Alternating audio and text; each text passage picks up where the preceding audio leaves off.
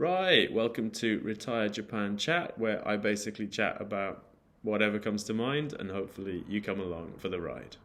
The weather today is fantastic here in Sendai, so I just wanted to seg nicely into talking about elementary school sports days. So when I first came to Japan, sports days were a horrible experience that started about 8 in the morning and went on until 3 or 4 in the afternoon. And thankfully, COVID has put an end to that, at least here in Sendai. So now sports days start about 9 o'clock and they are finished by 12.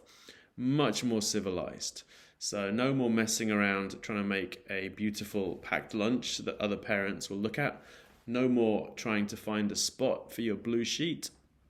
No more kids with heat stroke. And, families and teachers and students and everyone can actually enjoy their Saturday a bit more. So I really hope this new style of sports day will continue. Regulars to the channel might notice that we've got a couple of new things this week. This funky backdrop and my funky look, which is new and actually a mistake. So this morning I was trying to touch up my haircut using my trusty clippers. And I forgot to put the guard thing on. So rather than shaving it down to a svelte kind of 6mm look, I've shaved it down to this, which I quite like, but my wife hates it. So I'm in trouble today. I'd like to talk about a topic that we actually covered in the first Retire Japan Chat video, all of 2 weeks ago.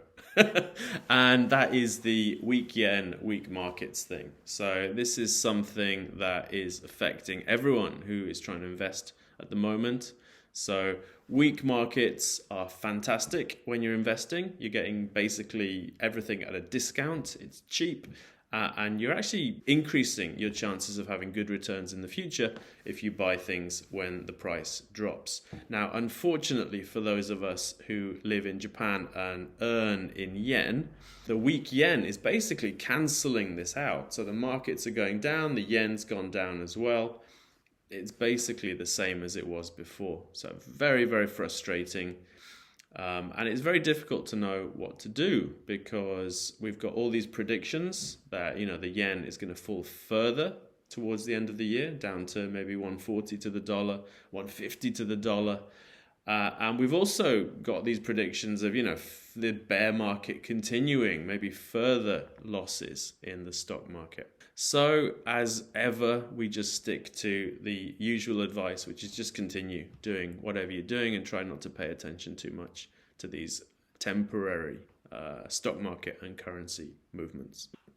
And another update to the tourist situation. So you might remember 2 weeks ago, we were talking about the tourist announcement that tourism would resume in June.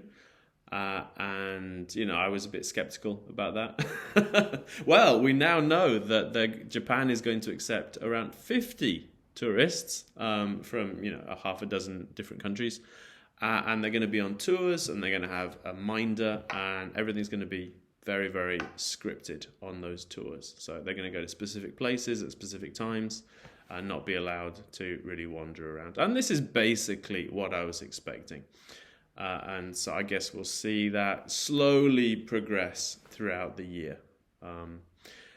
I'm kind of have mixed feelings about mass tourism returning to Japan, to be honest, particularly with the culture around masks and so on. So are people going to follow the rules? Is this going to end up with us seeing more, no foreigner type signs on particularly small businesses that don't want the hassle of dealing with kind of aggressive tourists that don't really understand the local norms here? So I'm a little bit worried about tourism coming back, but doesn't look like it's going to happen anytime soon.